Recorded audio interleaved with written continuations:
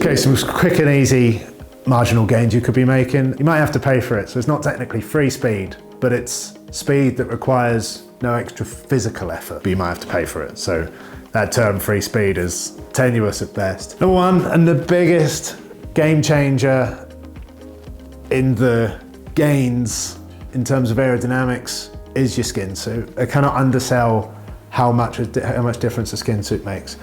If someone says to you at 40 kilometers an hour, there is a 5% difference in your skin suit, and it takes you 300 watts to do 40 kilometers an hour. That means if you put a 5% better skin suit on, you're going to be doing 5% fewer watts to do 40 kilometers an hour. And it is very common that there is a 5% or more difference in skin suits. Just a quick interlude here, just to say thank you to this video's sponsor, which is Surfshark. For those of you that don't know, and you really should if you've been watching this channel long enough, Surfshark, along with sponsoring the Thighs Club YouTube channel, are also a VPN. That's like their day job. Now, VPN is a virtual private network, and there are 4 reasons why you need a VPN. One is it hides your IP address, so your city, country, and download history aren't linked to your personal identity. Number 2 is it helps encrypt all of your data and keep it safe. Like when you're on a public Wi-Fi, just keeps all of that personal information quiet. Now, number 3 is if you travel a lot, the chances are you're logging into like hotel Wi-Fi's, public Wi-Fi's. Because you're traveling with a Surfshark, you can change your geolocation. So anything that's geo-blocked, you can just change your location and access what you want. It unlocks more than 15 Netflix libraries around the world. Number 4, it uses encryption to protect you against snooper and third-party advertisers, so you won't be inundated with any pesky pop-ups. For this month, along with every month, it's 83% off. You get 3 months for free by using the code DOWSIT, and Surfshark also offer a 30-day money-back guarantee, so there is nothing to lose. Thanks again to Surfshark, and thanks for your attention. Number 2, drivetrain efficiency. It's not the case that anymore that just a new chain is going to be right. It's actually an optimized chain would be best. There's some very good products on the market for optimizing your own chains. There's also some very great companies on the market that will optimize chains for you. It's a good few watts that you can gain through an optimized chain set. It's also, you could stretch to an oversized pulley wheel system.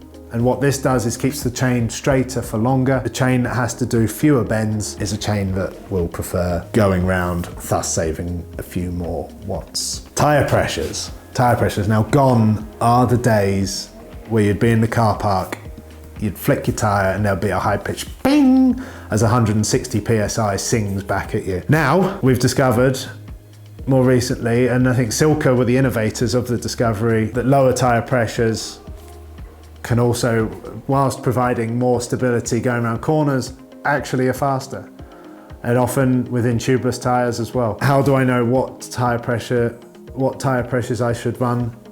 Link in the description below for the Silca tire pressure monitoring system.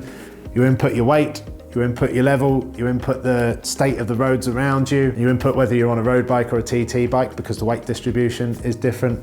And that will give you an accurate tire pressure to go for, and I promise you it's lower than you think. When the measurement asks for your tire size, I recommend that you measure it yourself with ideally a set of vernier calipers, because often the tire size, it will be a millimetre or 2 different to what is stated on the sidewall. And another marginal gain is training. Training will give you more power.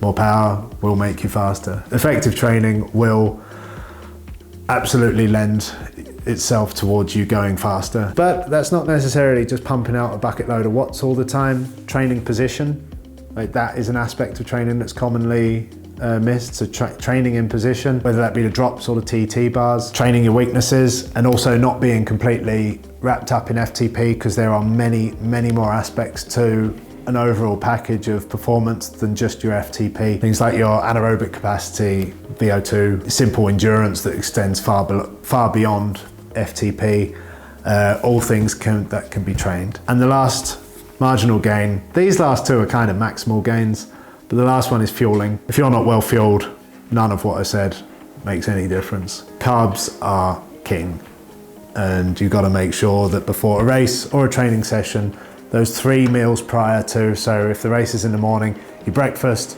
your dinner the day before, and your lunch the day before all lend themselves to an effective race or an effective training session. So fueling is so important. Thanks for watching. If you've got any more gains that I've missed, drop them in the comments below. I'll be keen to see them. But I think those are the big ones that I think I've managed to highlight. Thanks for watching.